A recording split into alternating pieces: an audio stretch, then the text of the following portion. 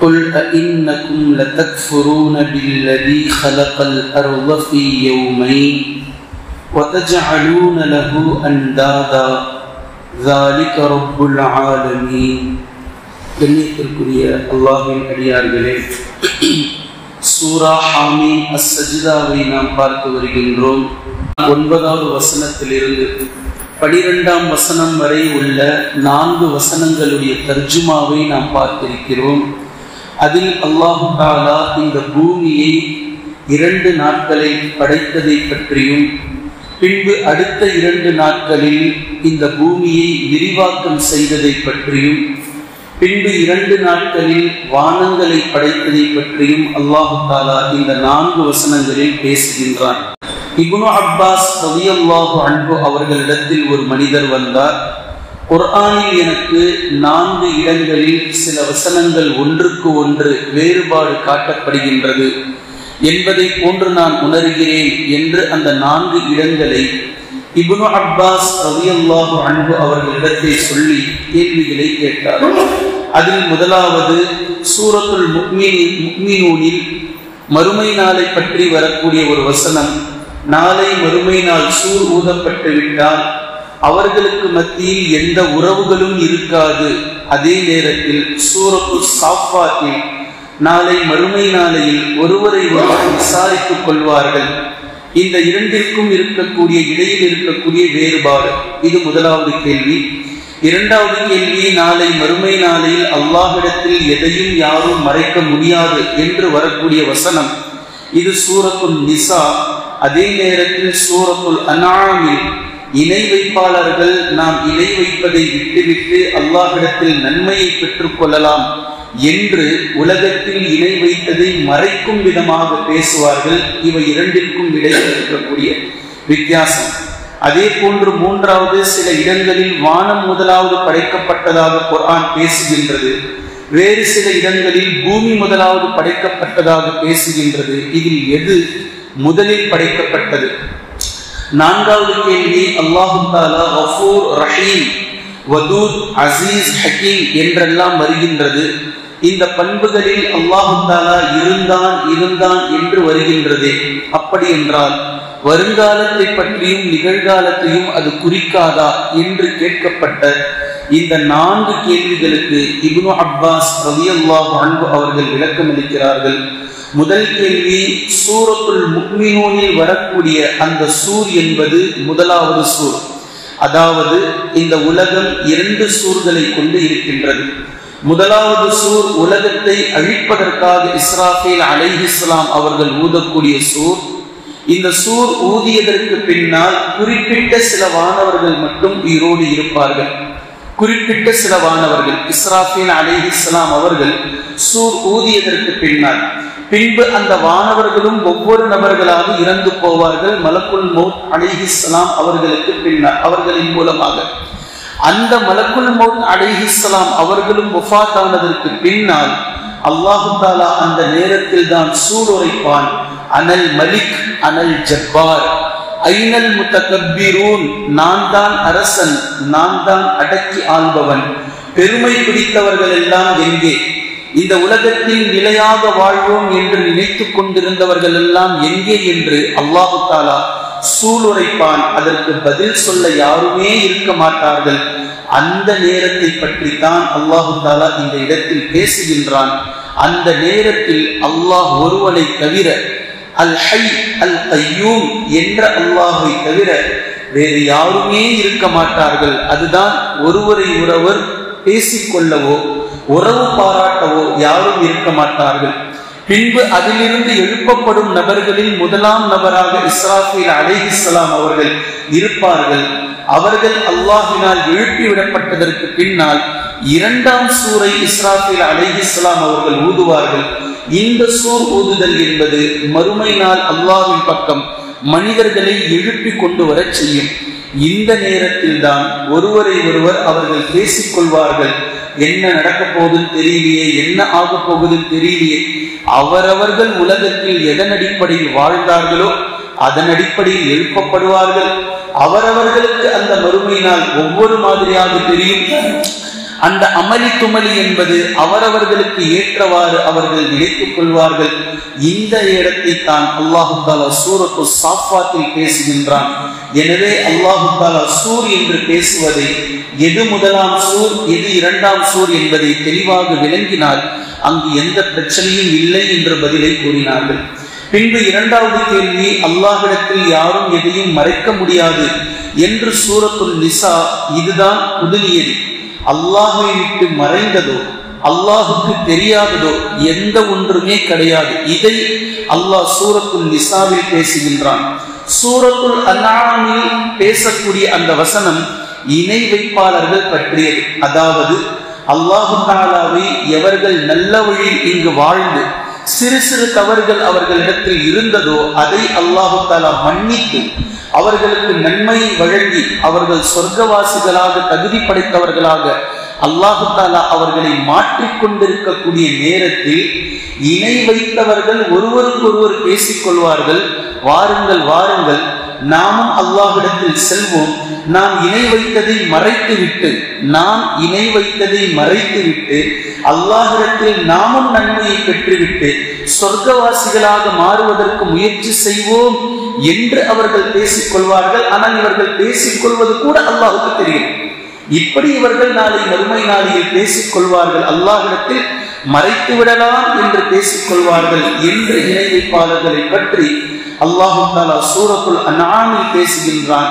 எனவே இந்த இரண்டு வசனங்களுக்கு இடையில் எந்த பிரச்சனையும் இல்லை. மூன்றாவது, வானம் முதலில் படைக்கப்பட்டதா பூமி முதலில் படைக்கப்பட்டதா என்பதற்கு இப்னு அப்பாஸ் ரலியல்லாஹு அன்ஹு அவர்கள் விளக்கம் அளித்தார்கள். முதல் 2 நாட்களில் இந்த பூமி படைக்கப்பட்டது. பின்பு அல்லாஹு தஆலா வானங்களை 2 நாட்களில் படைத்தான். பின்பு இந்த பூமியை விரிவாக்கம் செய்தான் என்பது அதற்கு மலைகளை நட்டு வைத்ததும் அதில் ஆறுகளை ஓடச் செய்ததும் நீர் நிலங்களை நிரப்பியதும் தாவர கனிவர்க்கங்களில் அதை முளைவிக்க செய்ததும் மனிதர்களை கொண்டு வருவதற்கு முன்னால் மனிதர்களுக்கு எந்த தேவையெல்லாம் இந்த பூமியின் மூலம் ஏற்படுமோ அந்த தேவைகளை அல்லாஹு தஆலா மிக அழகாக அதற்கு முன்னாலேயே ஏற்பாடு செய்தது 2 நாட்கள் என்று இப்னு அப்பாஸ் ரலியல்லாஹு அன்ஹு அவர்கள் மூன்றாவது விஷயத்திற்கு பதிலை கொடுத்தார்கள். பின்பு கஃபூர் ரஹீம், அல்லாஹு தஆலா மன்னிப்பவனாக இருந்தான், கருணை புரிபவனாக இருந்தான். அசீஸ் ஹக்கீம், அதே போன்று மிக்க மேலானவனாக யாவையும் மிகைத்தவனாக இருந்தான், ஞானம் நிறைந்தவனாக இருந்தான் என்று வரக்கூடிய இந்த வசனங்கள் எல்லாம் அல்லாஹு தஆலா இருந்தான் என்று நீங்கள் பொருள் கொண்டால் அவனுக்கு இந்த பேர் ஆதியிலிருந்து இருந்து வந்தது என்பது பொருள். ஆனால் இருக்குமா என்று கேட்டால் இந்த பண்புகள் எக்காலமும் அவனுக்கு இருந்து கொண்டே இருக்கும். அல்லாஹுக்கு பெயர் இருந்து கொண்டே இருக்கின்றது, அல்லாஹுடைய பண்புகள் இருந்து கொண்டே இருக்கும் என்பதை நாம் விளங்கிக் கொள்ள வேண்டும் என்ற இந்த 4 விஷயங்களுக்கும் இப்னு அப்பாஸ் ரலியல்லாஹு அன்ஹு அவர்கள் விளக்கம் அளித்திருக்கிறார்கள். இதுதான் அல்லாஹு தஆலா ஸவாஅல் லிஸ்ஸாயிலீன், கேட்பவர்களுக்கு இது பதிலாகும் என்றும் அல்லாஹு தஆலா குர்ஆனில் பேசி காட்டுகின்றான் என்றும் அவர்கள் கூறினார்கள். இப்போது இதில் நாம் தர்ஜுமா செய்திருக்கக்கூடிய இந்த 4 வசனங்களில் இந்த 4 விஷயங்களில் முக்கிய விஷயம் வானம் முதலில் படைக்கப்பட்டதா பூமி முதலில் படைக்கப்பட்டதா என்பதற்கு இப்னு அப்பாஸ் ரலியல்லாஹு அன்ஹு அவர்கள் சொல்லக்கூடிய வேறு சில அறிவிப்புகளும் வருகின்றது. பூமியை அல்லாஹு தஆலா ஞாயிறு மற்றும் திங்கட்கிழமையில் படைத்தான். பின்பு இந்த பூமியை விரிவாக்கம் செய்ததை அல்லாஹு தஆலா செவ்வாய் மற்றும் புதன்கிழமையில் அல்லாஹு தஆலா எடுத்துக்கொண்டான். பின்பு வானங்களை படைப்பதற்கான 2 நாட்களை அல்லாஹு தஆலா வியாழன் மற்றும் வெள்ளியில் அல்லாஹு தஆலா படைத்தான் என்று வரக்கூடிய இந்த ஹதீஸ் சஹீஹுல் புகாரியில் 4816வது இலக்கத்திலும் அதே போன்று இப்னு அப்பாஸ் ரலியல்லாஹு அன்ஹு அவர்களுடைய அறிவிப்பின்படி தபரியிலும் நீங்கள் பார்க்கலாம். ஆனால் இந்த விஷயத்தில் இப்னு அப்பாஸ் ரலியல்லாஹு அன்ஹு அவர்கள் சொல்லக்கூடிய அந்த சொல்லுக்கு இது மாற்றமாக உள்ளது. இப்னு அப்பாஸ் ரலியல்லாஹு அன்ஹு அவர்கள் கூறுகிறார்கள், முதலில் அல்லாஹு தஆலா பூமியை படைத்தான், பின்பு வானத்தை படைத்தான், பின்பு பூமியை விரிவாக்கம் செய்தான் என்றுதான் அவர்களுடைய கூற்று. ஆனால் இந்த கிழமைகள் அவர்கள் வகுத்த நாட்களிலேயே திங்கள் ஞாயிறு பூமியை படைத்தான், செவ்வாய் புதன் இரண்டாவதாக பூமியை விரிவாக்கம் செய்தான் என்று பொருள் வரும். இப்போது மேலும் இருக்கக்கூடிய முஸ்லிமில் வரக்கூடிய ஒரு ஹதீஸ், அது 5379வது இலக்கத்தில் நீங்கள் காணலாம். அந்த ஹதீஸில் வருகின்றது, பூமியை அல்லாஹு தஆலா சனிக்கிழமை படைத்தான், மலைகளை அல்லாஹு தஆலா ஞாயிற்றுக்கிழமை படைத்தான், மரங்களை அல்லாஹு தஆலா திங்கட்கிழமை படைத்தான், துன்பங்களை அல்லாஹு தஆலா செவ்வாய்க்கிழமை படைத்தான், ஒளியை அல்லாஹு தஆலா புதன்கிழமை படைத்தான், உயிரினங்களை அல்லாஹு தஆலா வியாழக்கிழமை படைத்து பின்பு வெள்ளிக்கிழமை அசருக்கு பின்னால் இறுதியாக ஆதம் அலைஹிஸ்ஸலாம் அவர்களை படைத்தான் என்று வரக்கூடிய இந்த ஹதீஸை சஹீஹ் முஸ்லிமில் 5379வது இலக்கத்திலே நீங்கள் காணலாம். இப்போது இந்த செய்தியை நாம் புரிந்து கொள்வது எப்படி?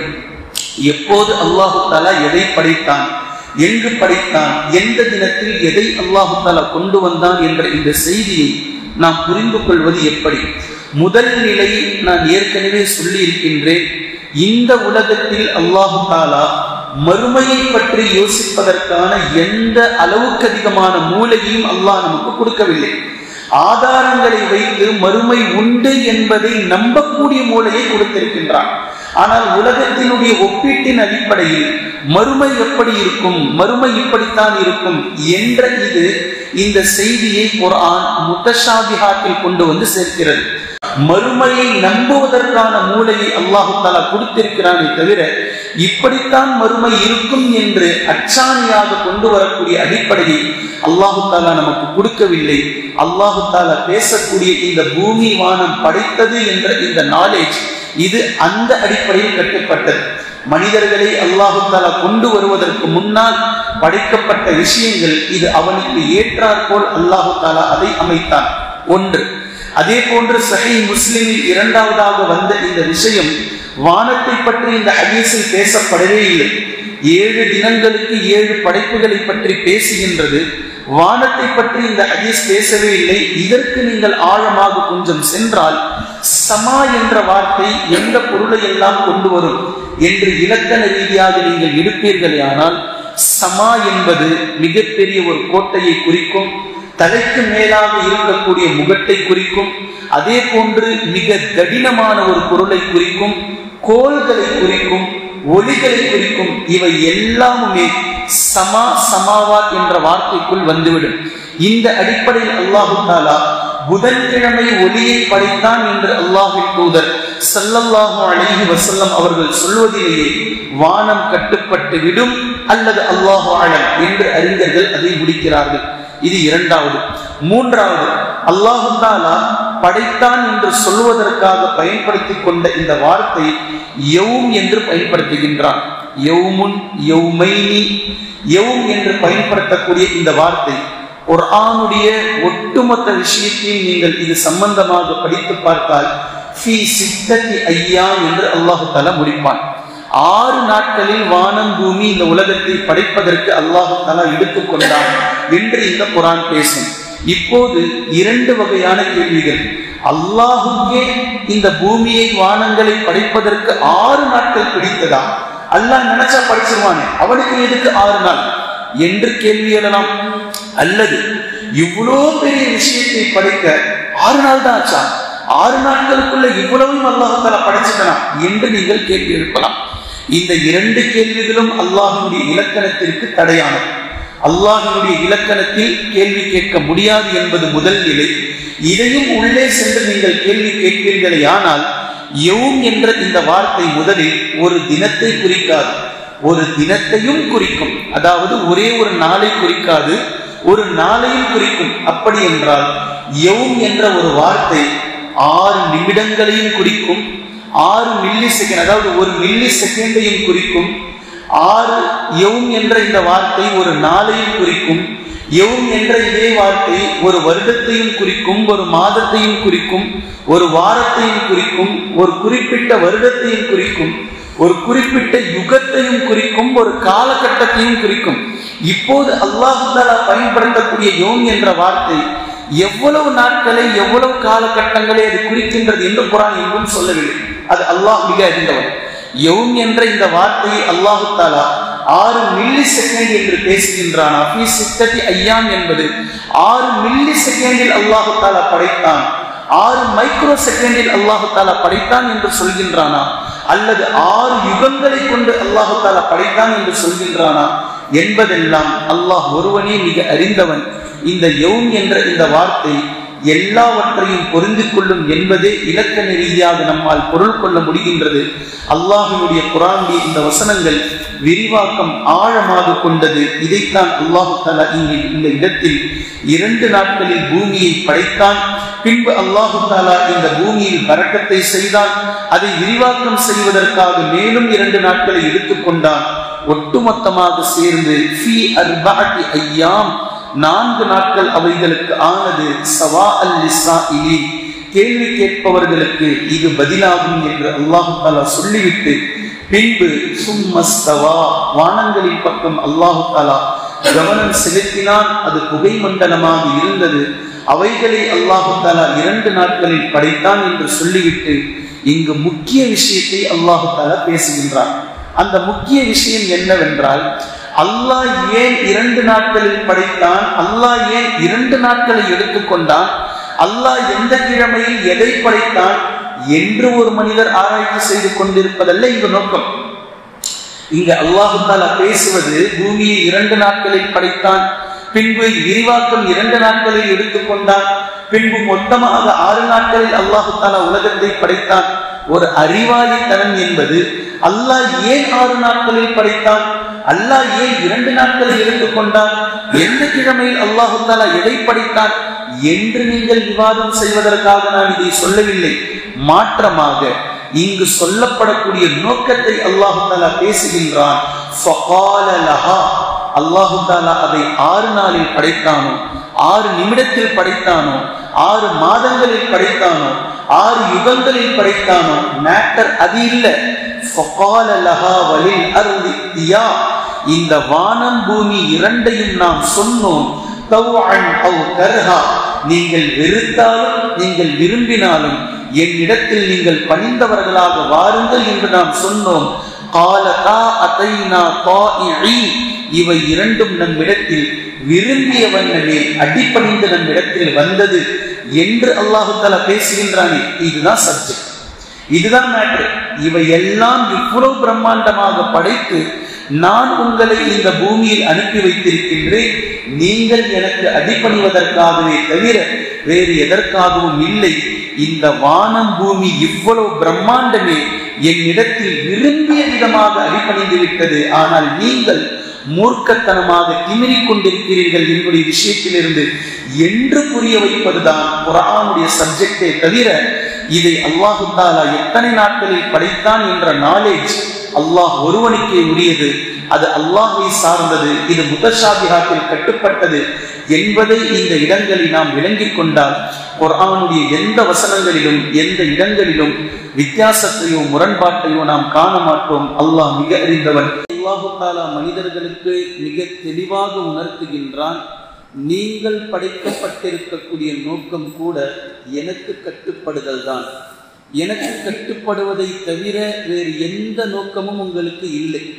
பொதுவாக இந்த கட்டுப்படுதலில் வணக்கம் என்ற ஒற்றை வார்த்தையை கொண்டு நாம் கடந்துவிட முடியாது.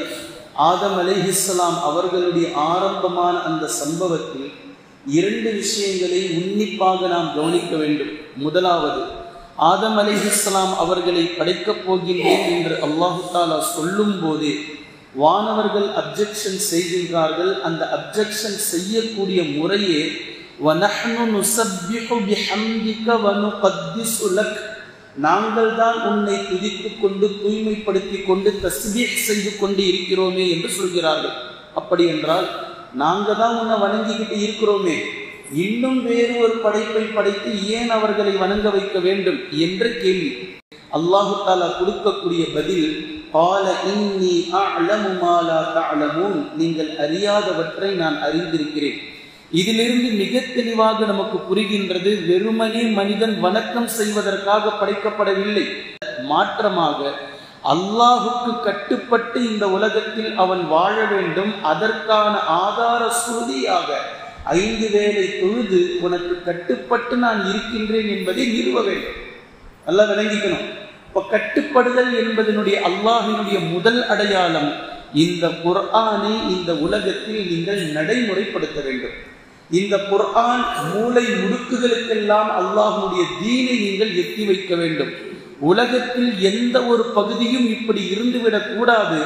அல்லாஹ் அல்லாத வேறு இறைவனை வணங்கக்கூடிய எந்த சமூக மக்களும் இல்லாதவாறு நீங்கள் மாற்றி அமைக்க வேண்டும் இந்த பூமியை. இதுதான் உங்களுடைய விஷயம், இதுதான் உங்களுடைய வேலை. இதில் நீங்கள் எந்த அளவுக்கு முயற்சி செய்கிறீர்கள், இதைத்தான் நபிமார்கள் செய்தார்கள்.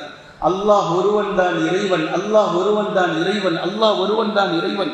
நெருப்பை வணங்குபவர்கள் இருந்தார்கள், சூரியனை வணங்குபவர்கள் இருந்தார்கள், குறிப்பார்ப்பவர்கள் இருந்தார்கள், நட்சத்திரங்களை வணங்கி கொண்டிருந்தார்கள். ஒட்டுமொத்த நபர்களிடத்திலும் சென்று லா இலாஹ லா இலாஹ லா இலாஹ, கடவுள் இல்லை, இது கடவுள் இல்லை, நீங்கள் வணங்குவது கடவுள் இல்லை, நீங்கள் வணங்குவது கடவுள் இல்லை, இப்படி ஒரு கடவுளே இல்லை. கடவுள் என்பவன் ஒரே ஒருவன் இருக்கின்றான், இல்லல்லாஹ், அல்லாஹ் ஒருவன் தான். இதை எங்கெல்லாம் எதுவரைக்கும் உங்களால் செல்ல முடியுமோ இந்த பூமியை அல்லாஹு தஆலா விரிவாக்கம் செய்ததனுடைய நோக்கம் அதுதான். நீங்கள் சென்று அவ்வளவு தூரம் உலகத்தில் அல்லாஹ் ஒருவன் தான் இறைவன், உங்களுக்கும் எங்களுக்கும் ஒரே இறைவன் தான், வானத்திற்கும் பூமிக்கும் ஒரே இறைவன் தான், நீங்கள் பயன்படுத்தக்கூடிய கால்நடைகளுக்கும் அவன் தான் இறைவன், நீங்கள் புழங்கக்கூடிய கடலுக்கும் அவன் தான் இறைவன் என்பதை பறைசாற்றுங்கள். இதற்காக உங்களுடைய உழைப்பை மேற்கொள்ளுங்கள். இது தீன். இந்த உழைப்பை நீங்கள் மேற்கொள்ள வேண்டும். இதற்காகத்தான் நீங்கள் படைக்கப்பட்டிருக்கிறீர்கள். குர்ஆனில் என்ன இருக்கின்றதோ அதை நடைமுறைப்படுத்த வேண்டும். இந்த தீனை ஒட்டுமொத்த உலகத்திற்கும் நீங்கள் கொண்டு சென்று பறைசாற்றிக் கொண்டே இருக்க வேண்டும் என்ற அடிப்படைக்கு நீங்கள் வந்தாக வேண்டும். இது கட்டுப்படுதல். இது முதலாவது. பின்பு அல்லாஹு தஆலா கட்டுப்படுதல் என்பதை ஆரம்பத்திலேயே நமக்கு புரிய வைக்கின்றார். முக்கோண வடிவில் 3 படைப்புகளும் ஒன்றாக சங்கமித்த நேரம், ஆதம் அலைஹிஸ்ஸலாம் அவர்களை படைத்ததற்கு பின்னால் அல்லாஹு தஆலா ஒட்டுமொத்த நபர்களையும் வானவர்களை சுஜூது செய்யுங்கள் என்று சொல்கின்றார். ஃபஸஜதுல் மலாயிகா, ஒட்டுமொத்த வானவர்களும் சுஜூது செய்தார்கள், இல்லா இப்லீஸ். வானவர்களை அல்லாஹு தஆலா ஆதம் அலைஹிஸ்ஸலாம் அவர்களுக்கு சுஜூது செய்ய வைத்திருக்கிறான் என்றால் மனிதர்களுடைய அந்தஸ்தை எவ்வளவு தூரம் உயர்த்தியிருக்கின்றான், எவ்வளவு கண்ணியப்படுத்தியிருக்கின்றான். இப்போது இந்த இடத்தில் பாடம் எதை அல்லாஹு தஆலா நமக்கு கொடுக்கின்றான்? இதே விஷயம்தான் மனிதர்களை படைத்து உலகத்திற்கு அனுப்புவதற்கு முன்னால் கட்டுப்படுதல் என்றால் என்னவென்பதை மிக தெளிவாக சொல்லி காட்டுகின்றான். ஒரு படைப்பிற்கு கட்டுப்படுங்கள் என்று மீதமுள்ள 2 படைப்பிற்கு சொன்னான். அதில் வானவர்கள் ஒட்டுமொத்த நபர்களும் கட்டுப்பட்டார்கள், ஒரு படைப்பினங்கள் கட்டுப்பட்டு விட்டார்கள். இன்னொரு படைப்பில் ஒருவன் இப்லீஸ் என்பவன் கட்டுப்பட மறுத்து விட்டான். நான் கட்டுப்பட மாட்டேன் என்று சொன்னான். இந்த முக்கோண வடிவில் இந்த 3 படைப்புகளும் ஒன்றாக சங்கமித்த நேரம் ஒரு படைப்பு இருக்கிறார்கள், மனிதர்களுக்கு மிக தெளிவாக அல்லாஹ் புரிய வைத்து விட்டான். ஒரு படைப்பு இருக்கிறார்கள், அவர்கள் எனக்கு மாறு செய்ய மாட்டார்கள்.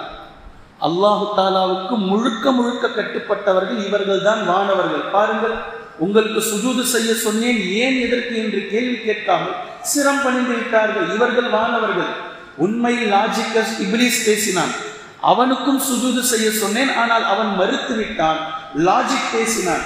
இப்போது உங்களுக்கு நான் சொல்கின்றேன், நீங்கள் வானவர்களை போன்று இருங்கள், நீங்கள் ஜின்களை போன்று ஆகிவிடாதீர்கள்.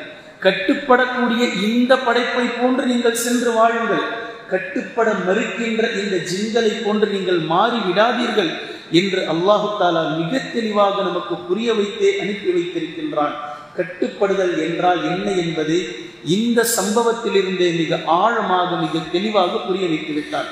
உண்மையில் இப்லீஸ் பேசிய அந்த வார்த்தை, வானவர்களுக்கு அந்த அப்ஜெக்ஷன், படைக்கப் போகின்றேன் என்று சொல்லும் போது செய்யப்பட்ட அந்த அப்ஜெக்ஷனில் சுஜூது செய்யுங்கள் என்று சொல்லும் போது வானவர்கள் எதுவுமே பேசவில்லை.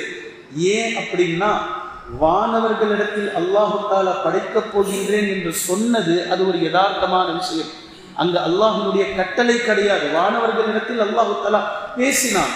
ஆனால் ஆதம் அலைஹிஸ்ஸலாம் அவர்களை படைத்ததற்கு பின்னால் சுஜூது செய்யுங்கள் என்று சொன்னது அல்லாஹ்வுடைய கட்டளை. இந்த கட்டளைக்கு கொஞ்சம் கூட அவர்கள் பிசையவில்லை. ஒரு வார்த்தை கூட மனிதர்களுக்கு ஏன் சுஜூது செய்ய வேண்டும், உனக்குத்தானே சுஜூது செய்ய வேண்டும், நீதானே ரப்பு, நீதானே பரிசுத்தமானவன், இவர்கள் யார் இப்படின்னு சொல்லி பேசல. அல்லாஹ் சொன்னால் அதில் 1000 பொருள் இருக்கும், செஞ்சுட்டாங்க, முடிஞ்சு போச்சு. ஏன் எதற்கு என்று கேள்வி கேட்காமல் கட்டுப்படுதலை இந்த குர்ஆன் மிக தெளிவாக பேசுகின்றது. இதை அல்லாஹு தஆலா சூரத்துல் அஹ்ஸாபுடைய கடைசி வசனத்திற்கு மேல் வசனத்தில் அல்லாஹ் பேசுகின்றான். இன்னா அரதுனல் அமானத அலஸ் ஸமாவாதி வல் அர்தி வல் ஜிபால். அமானத்தை, அமானிதத்தை, எதை இந்த குர்ஆனை, இந்த தீனை, உலகம் முழுக்க இந்த தீனை நீங்கள் கொண்டு செல்ல வேண்டும் என்ற இந்த அம்சத்தை, மூளை முடுக்குகள் எல்லாம் எந்த பகுதியிலும் அல்லாஹ் அல்லாத ஒரு இறைவனை ஒரு மக்கள் வணங்கி கொண்டிருப்பதை பார்த்து கொண்டு நீங்கள் சும்மா இருந்துவிடக் கூடாது. அங்கு சென்று அல்லாஹ் ஒருவன் தான் இறைவன் என்பதை நீங்கள் பறைசாற்ற வேண்டும் என்ற இந்த தீனை வானங்களிடத்தில் நாம் கொடுத்தோம், பூமியிடத்தில் நாம் கொடுத்தோம், மலைகளிடத்தில் நாம் கொடுத்தோம். இன்னா அரதனல் அமானத அலஸ் ஸமாவாத் வல் அர்த் வல் ஜிபால். வானங்களிடத்திலும் பூமியிடத்திலும் மலைகளிடத்திலும் நாம் கொடுத்தோம். ஃபஅபைன, அவைகள் மறுத்துவிட்டன. இந்த வேலை எங்களால் முடியாது, நாங்க உனக்கு வணங்கிக்கிட்டு இருக்கிறோம், ஆனா நீ கொடுக்கக்கூடிய பொறுப்பு இருக்க பாத்தியா, தஅவத், இது எங்களுக்கு கஷ்டம், இது எங்களுக்கு சாத்தியம் இல்லை, இது நாங்கள் எங்களால் செய்ய முடியாது. ஃபஅபைன அன் யஹ்மில்னஹா வஅஷ்ஃபக்ன மின்ஹா, அதை நாங்கள் செய்ய முடியாது என்று அவைகள் மறுத்துவிட்டன. ஆனால் மனிதன் வஹமலஹல் இன்சான், மனிதன் இந்த அமானத்தை, இந்த பொறுப்பை சுமந்து கொண்டான்.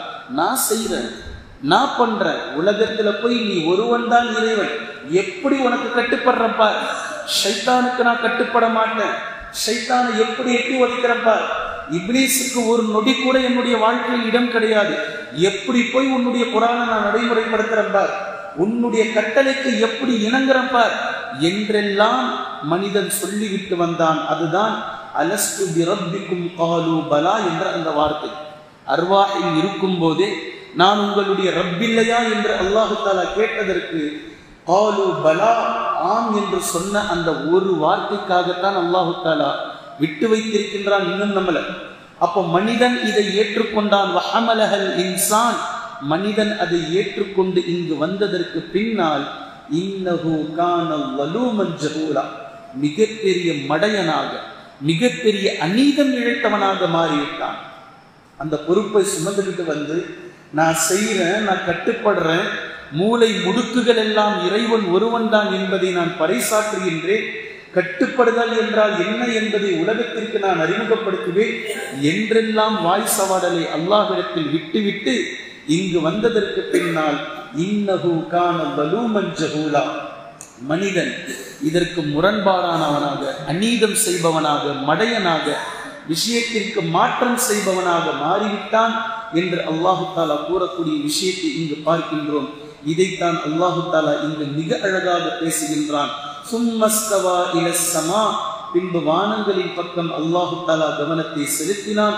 வஹிய துஹானுன், அது ஒரு புகை மண்டலமாக இருந்தது. ஃபகால லஹா, வானத்திற்கும் வலில் அருந்தி பூமிக்கும் அல்லாஹு தாலா கூறினான், இத்தியா தௌஅன் அவ் கர்ஹா, நீங்கள் விரும்பினாலும் நீங்கள் வெறுத்தாலும் என்னிடத்தில் வாருங்கள். இந்த வார்த்தை நமக்கு புரிய வைக்கின்றது, நீங்க எனக்கு கட்டுப்பட்டாலும் கட்டுப்படாவிட்டாலும், உங்களுக்கு தொழுறது பிடிச்சாலும் பிடிக்காவிட்டாலும், உங்களுக்கு சிரமமாக இருந்தாலும் சிரமம் இல்லாவிட்டாலும், உங்களுக்கு வேற ஆப்ஷனே இங்க இல்லை, பூமியில் உங்களை படைச்சிட்டே நீங்க எனக்கு கட்டுப்பட்டு தான் ஆகும். கட்டுப்பட்டவர்கள் நாளை மறுமை நாளையில் என்னிடத்திலிருந்து தப்பித்துக் கொள்வீர்கள். கட்டுப்படாமல் மறுத்தவர்கள், அடங்கா பிடாரியாக இருந்தவர்கள், கொஞ்சம் நாளைக்கு உங்களை நான் விட்டு வைத்தேன், அதற்கு பின்னால் என்னுடைய பிடி இன்ன பத்ஷ ரப்பிக லஷதீத், மிக கடினமான பிடியாக இருக்கும். அதுல இருந்து நீங்க திமிரெல்லாம் அப்ப முடியாது. இப்ப உங்களை நான் விட்டு வச்சிருக்கிறதுனால நீங்க அப்படி இருக்கிறீங்க. அப்போ வானங்களையும் பூமியையும் நாம் அழைத்தோம், நீங்கள் கட்டுப்பட்டாலும் கட்டுப்படாவிட்டாலும், விரும்பினாலும் விரும்பாவிட்டாலும், உங்களுக்கு பிடித்தாலும் பிடிக்காவிட்டாலும் என்னிடத்தில் நீங்கள் வாருங்கள் என்று சொன்னபோது காலதா அதைனா தாயிழீன், நாங்கள் உனக்கு கட்டுப்பட்டவர்களாகவே வந்தோம் என்று வானமும் பூமியும் இரண்டும் சொன்னது என்று அல்லாஹு தஆலா கூறி முடிக்கக்கூடிய இந்த வசனத்தில் நம்முடைய உள்ளத்தை உலுக்குகின்றான். வானங்கள் கட்டுப்பட்டு விட்டது, பூமி கட்டுப்பட்டு விட்டது, மலைகள் கட்டுப்பட்டு விட்டது, கடல்கள் கட்டுப்பட்டு விட்டது, உலகத்தில் படைக்கப்பட்ட ஒட்டுமொத்த படைப்புகளும் எனக்கு கட்டுப்பட்டு விட்டன. நீங்களும் ஜின்களும் மாத்திரம்தான் கட்டுப்படாமல் திமிரிக் கொண்டிருக்கிறீர்கள். உங்களுடைய இந்த நிலையை நீங்கள் மாற்றிக்கொள்ளுங்கள் என்று அல்லாஹு தஆலா எச்சரிக்கை விடுக்கின்றான். முழுக்க முழுக்க அல்லாஹுக்கு கட்டுப்பட்ட நல்லடியார்களுடைய பட்டியலில் அல்லாஹு தஆலா கட்டுப்படுதல் என்றால் எதை சொல்கின்றானோ அந்த கட்டுப்படுதலில் அல்லாஹுக்கு கட்டுப்பட்டவர்களாக நாளை மறுமை நாளையில் அவனை சந்திக்கக்கூடிய நல்லடியார்களாக அல்லாஹ் நம்மை ஆக்குவானாக. குர்ஆனையும் ஹதீஸையும் தெளிவாக விளங்கக்கூடிய நல்லடியார்களாகவும் அதை நடைமுறைப்படுத்தக்கூடிய மக்களாகவும் அல்லாஹ் நம்மை ஆக்குவானாக. சுப்ஹானல்லாஹும்ம வ பிஹம்திக அஷ்ஹது அன் லா இலாஹ இல்லா அன்த அஸ்தக்ஃபிருக வ அத்தூபு இலைக்.